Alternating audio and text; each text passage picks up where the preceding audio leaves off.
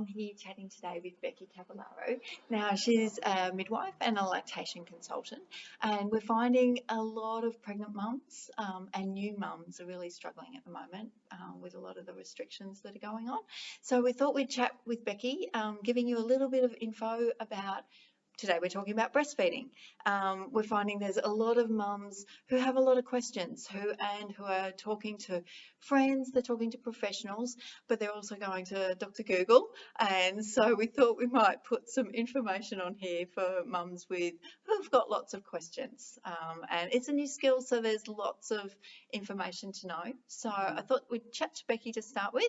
Now, Becky is a midwife and a lactation consultant. She is a IBCLC. So tell me what that term means. People hear that term. What does that mean? So, good morning. An IBCLC is it stands for an International Board Certified Lactation Consultant, and it is a certification. It is the highest level of certification you can get for, breastfeeding expertise. So, just like you'd go to a specialist for whatever, orthopedic surgeon for orthopedic stuff, you'd go to a IBCLC for breastfeeding support. And it requires extra training and international exam and continued learning and recertification. So it's the same as everything. You want somebody who has the knowledge, they have the experience, but they also have the certification and expertise to do what they do. Yes. So you always want to see somebody who has the certification, that they've done the exam and they're on par, they've got all of the experience, they've got the knowledge that you need as a new mum. So I'm a chiropractor, I'm a mum, so is Becky. So we have both professional and personal experience. And I've been chatting with lots of mums who have lots of questions about breastfeeding. So are you ready for some questions? Hit me. So the number one question that breastfeeding mums want to know is, how do we know our babies are getting enough? That's the question that every mum wants to know. How do we know that they're getting enough? Yes, and as a mum, I get that question very much, and so much of motherhood comes back to trust, and obviously understanding the parameters of normal helps us gain that confidence and trust. So what is normal is very variable, but the general parameters of normal for a newborn changes with their ages and stages. But for a newborn baby, typically a baby's going to be feeding approximately 8 times in a 24-hour period. So it's very normal for a baby to feed every 2 to 4 hours. If they're feeding every hour, that's absolutely fine as well. But generally babies are feeding that frequently in the beginning. And so we're looking at the baby's behavior. So if a baby has good input, it has the energy to come to the breast and feed and empty the breast with some vigor. So a baby that's continually falling asleep at the breast might not be getting what it needs, but it's more than that. It's the input of the breast milk equals good output. So a baby's telling us a picture, or all the pieces come together with looking at a baby's nappies. So typically a healthy newborn baby who's feeding regularly would have approximately 8 feeds in 24 hours and approximately 5 heavy wet nappies in a day, and at least one, at least 50% piece size poo or more. And the colour of the poo is going to change as the milk comes in and changes. So tell me if I'm saying too much. No, this is all useful info for mums.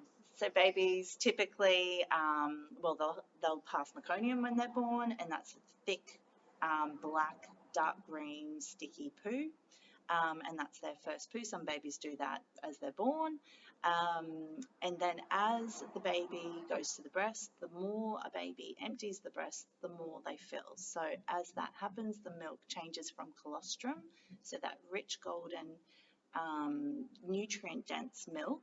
It's always nutrient dense, but it becomes thinner and more white, and larger volumes, and that changes the colour of the stools. So the poo will go from dark green meconium to more green to mustard. So we see that as the baby grows and gets bigger. We see the frequency of the feeds, we see the baby's behaviour, vigour and milk drunk afterwards, and we see growth, we see weight growth.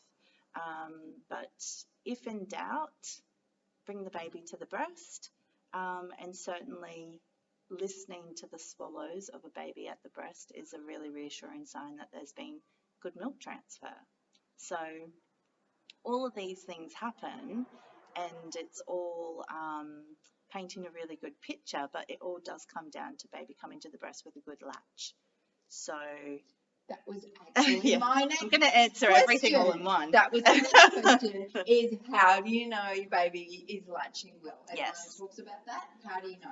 So a baby that comes to the breast, and I should have brought my dolly and my fake boo, but that's okay. No, you're going to grab? No, I've got one. So essentially, we're all different. We've all got different babies' mouth shapes, size of our babies, size of our breasts, nipples, directions. We're all a bit different. So there's no one size fits all, but certainly a baby that is with a good latch is taking more than just a nipple. So we want a baby getting the whole areola, so the skin around the nipple. So typically we want a baby that's kind of sort of sniffing position. So being able to get a really nice deep latch is key. So a way to help a baby do that is to kind of envisage an element of a sniffing position where the nose is sort of more upright, so that chin can get really well into that breast and get a nice deep latch. The thing is, I can say everything now and it still requires an element of bespoke advice because everybody's different and every baby's different. So what I would recommend is having support, having I say to the women I've cared for after birth, it's not too much to buzz if you're in hospital and have someone check every single time you bring your baby to the breast, because you learn through actually experiencing a deep and effective latch. And so we're not going to feel these full breaths in the very beginning because we're starting out with just more smaller amounts of colostrum, but that baby's going to go to the breast frequently. So as it goes to the breast with a good deep latch, we're going to empty more frequently, which is going to fill the breast. So in time, you have the benefit of being able to feel the breast before a feed, put the baby on, you hear those swallows, which don't sound like dunk, dunk, they sound more like a k, k, which is a beautiful sound for a breastfeeding mum. You see the baby's behaviour. It'll come on hungry and maybe have like tight little fisted hungry hands, and at the end of the feed be sort of milk drunk and relaxed in its body tone, and then you feel the breast and you feel the breast is softer. So those days in the beginning where you don't have that same feedback, it's really important to get the support, but certainly looking at your breast when the baby's on and checking that you can barely see the nipple depending on the nipple in itself, but typically we're not going to see much of that areola. It's all going to be in the baby's mouth. We're going to see the baby's chin moving, and as the baby's chin moves, see the ears wiggle, which is a really good sign that it's a deep latch. And we're not going to be hurting, and it can be a little bit tender for a first time mum because it's new. It's a new experience for those nipples, and you do get tough mama nipples over time, but it shouldn't be toe curling kind of pain that you're going, oh, I can't do this. And so ideally your nipple tells the same story of it's just had a nice deep latch, so the nipple's just elongated rather than being like a lipstick, kind of pinched or blanched white at the end. So yeah. Does that answer? That does. That does. And you also touched on one of my other questions about women not feeling like full in the breast. Yes. Are their babies still getting milk? So it is a good thing if your baby is having an effective latch, to not necessarily feel full, because it means you've regularly emptied your breast. So when you've got full breasts and you're feeling maybe engorged or sort of over full, it can be quite hard for a baby to get on.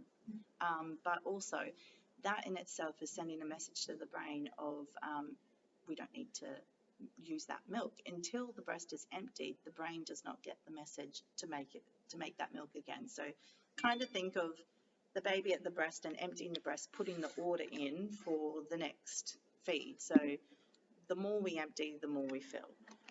So for women who have, sorry, hang on, what was the question? Full breast, how do they know? Are their babies still getting enough milk, especially at the end of the day when you're not feeling that fullness? At the end of the day, their babies are still getting the milk that they need. It's really reassuring. So typically, we have different cycles in terms of our milk volume in a 24-hour period. So typically, your milk volume is going to be its highest overnight and in the early hours of the day. And that's just how we work. So generally, women overnight will feel fuller, their babies will have quicker feeds, and they'll wake up feeling quite full. And then typically women will think, oh, I'm not making as much throughout the day, but we have a natural rhythm where we don't make as much. We make different composition of milk in a 24-hour period. And in the afternoon, early evening, it's less volume, but these babies are clever and they're having these frequent feeds to get to that really protein-rich hind milk that sets them up in time, not generally in the first 6 weeks of life, but in time to have the largest chunk of sleep in that early evening. So sort of once they kind of get a rhythm of the day, their bedtime-ish time, they'll have that sort of 4 or 5 hour break after having those cluster feeds or frequent feeds when a woman's not feeling like there's much there, but it's different composition of milk. Yeah. So, I mean, a lot of women have heard about the fore milk and the hind milk. So generally you have more of the hind milk, more of the fatty milk later on. Yes. In the day. And so we lactation consultants, I guess, and myself try not to give too much time and thought to fore milk and hind milk, because, you know, it's really not that complicated when it's a good latch. So we follow the baby's lead. If the baby wants to feed frequently in the afternoon, you follow the baby's lead, feel the breast before, feel the breast after, listen for the swallows, look at the baby's behaviour. Don't worry about the fore milk and the hind milk. Baby sorts it out. Baby knows sorts it out. What to do. Baby's making the order perfect for what it needs.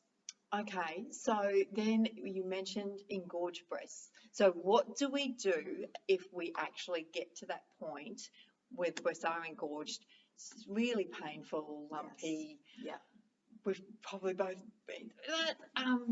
Learning experiences. So what do we do, Becky? It depends on why you're engorged is a really important reason to understand. So for some women, it could be understanding how sensitive they are to stimulation. So they might be doing something as simple as some women put the haka on and think that that's not doing anything, but actually that little bit of letdown, the more you empty, the more you fill, they're making more than their baby's putting the order in for.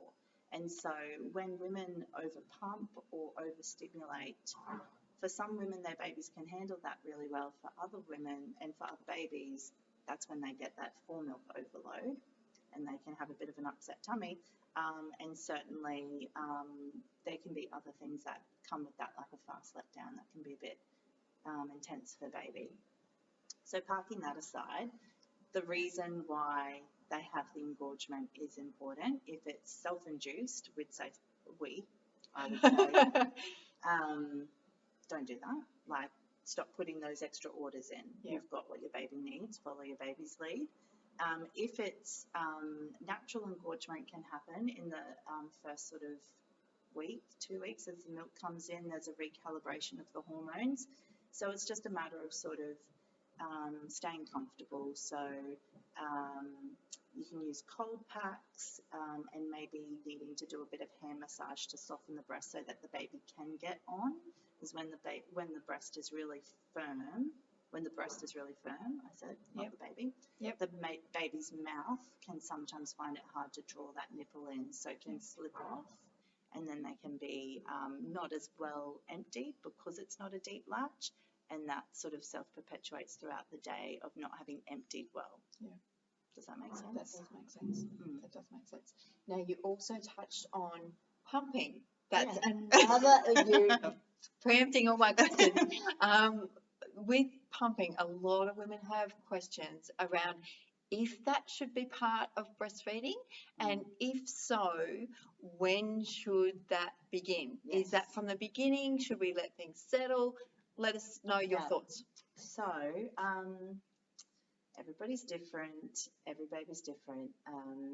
We've got to start from a place of trust, because we've grown this perfectly healthy baby, and we've got to the point where this baby's born, and we've got to give some credit to the body, which includes the breast. So we've got to trust that the breasts know what they need to do with the right stimulation working together with the baby. So my baseline, and I encourage all my women to just establish the rhythm, the synchronicity with their baby, and not add anything. Just establish a good latch and a good empty fills, rhythm with their baby. So basically, I don't encourage expressing unless it's needed. So,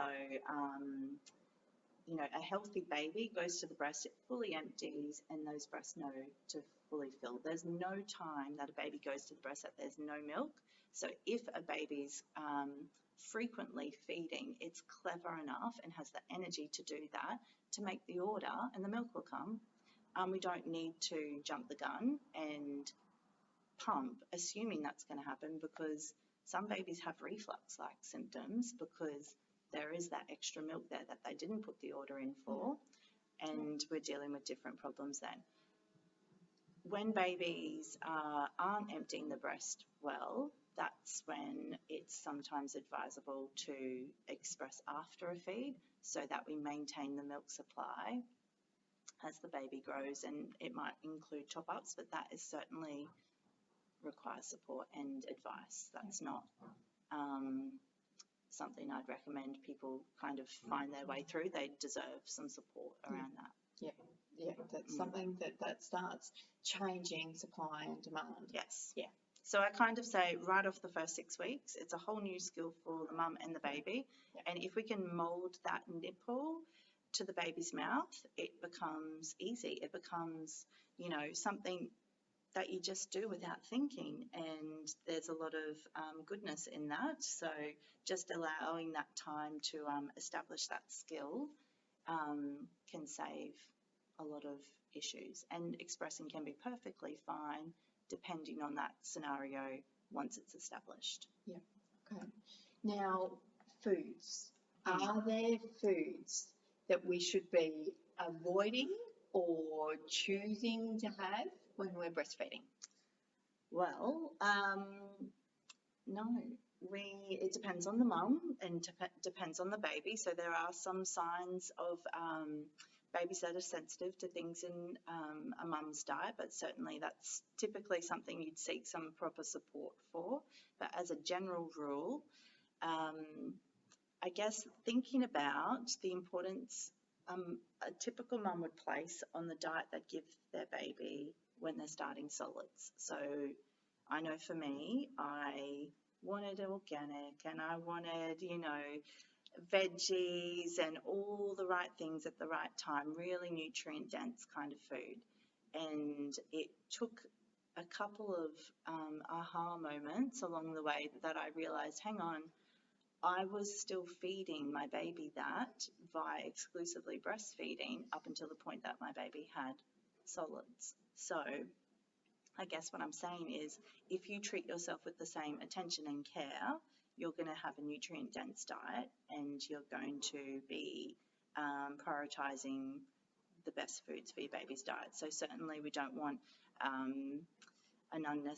high-fat or sugary diet with too much spice can upset babies' guts, but they're also grown in the same environment that what you've been feeding through pregnancy. So certainly I never cut out chili because, my babies were fine with it.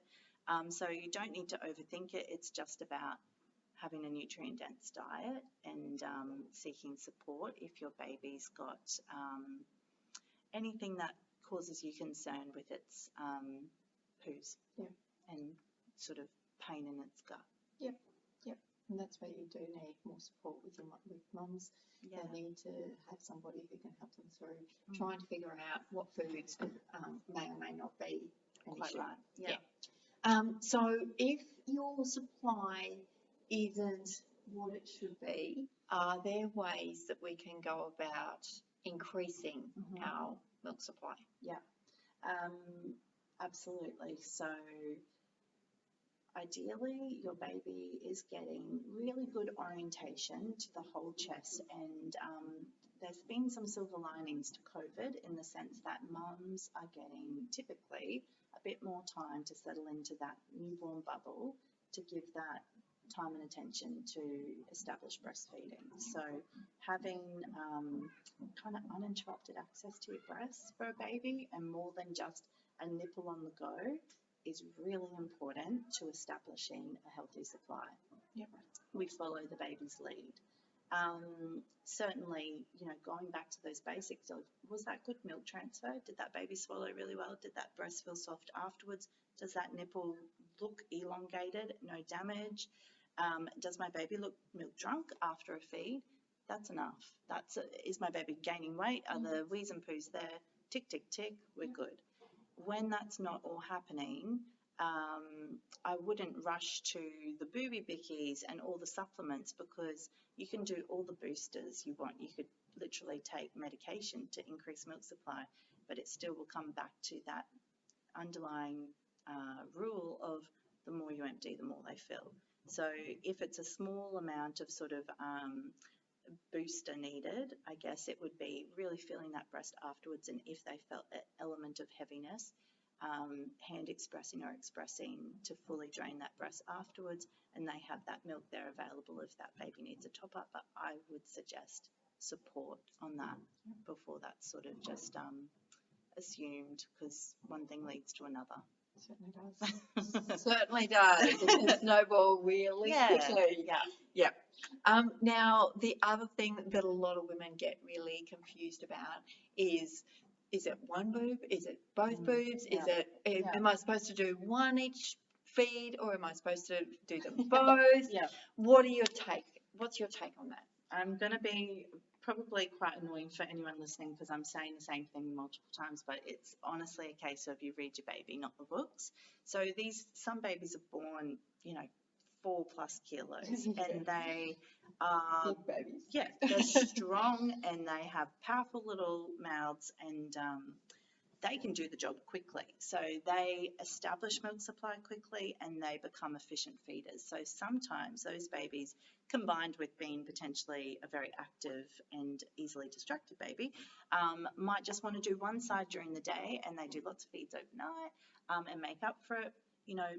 You can't sort of force a baby that's had what it needs to keep feeding, but certainly if in doubt, you offer.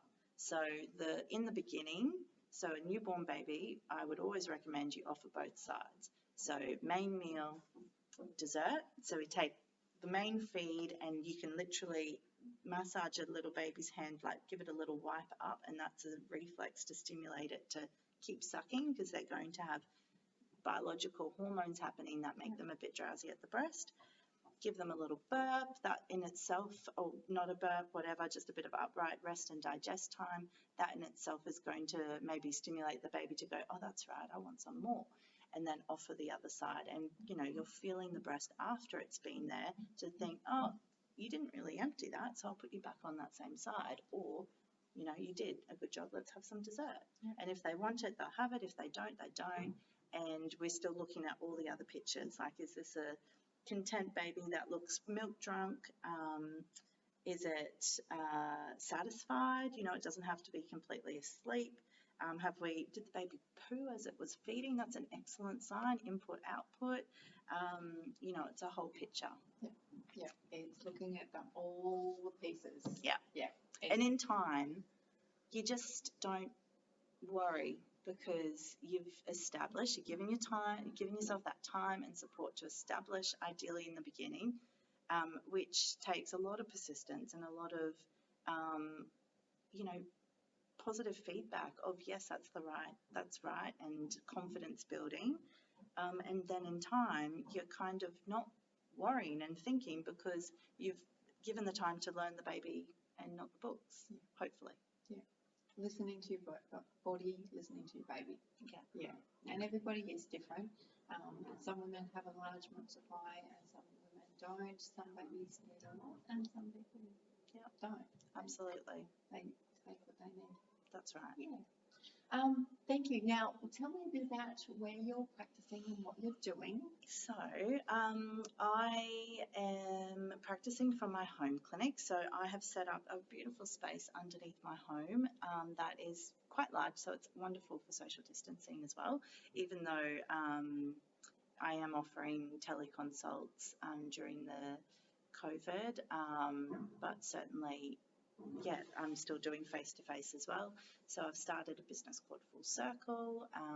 I offer private practice, postnatal midwifery and lactation consultancy. And one of the benefits of combining my private practice midwifery with my lactation consultancy is I'm a Medicare eligible private practice midwife, so I can offer Medicare rebates to my families, which makes the continuity of care model in a postnatal setting much more affordable, which I'm really so grateful to be able to offer. I am doing home visits for new mums, but the majority of my consults are coming to my clinic in Kelvin Grove or online. And you're doing some mothers groups as well. Yes, I'm doing mothers really group. Exciting for a lot of mums who haven't been able to get out during this time, which is such a time. This is the time when you need that support and that tribe of people around you, supporting you and telling you that you're doing the right things. Yeah, absolutely. That's been amazing. So. Tell us a little bit about that. So I was already doing mothers groups before the restrictions came in place, and so I just took that to an online platform, and it's working really well. And it's a little bit of a different kind of mothers group in the sense that we come together and I put out a contemplation a few days beforehand, and it's generally something more focused on the mum than the baby. And everybody has an opportunity to just speak from the heart and contemplate whatever I've decided is a nice thing to contemplate.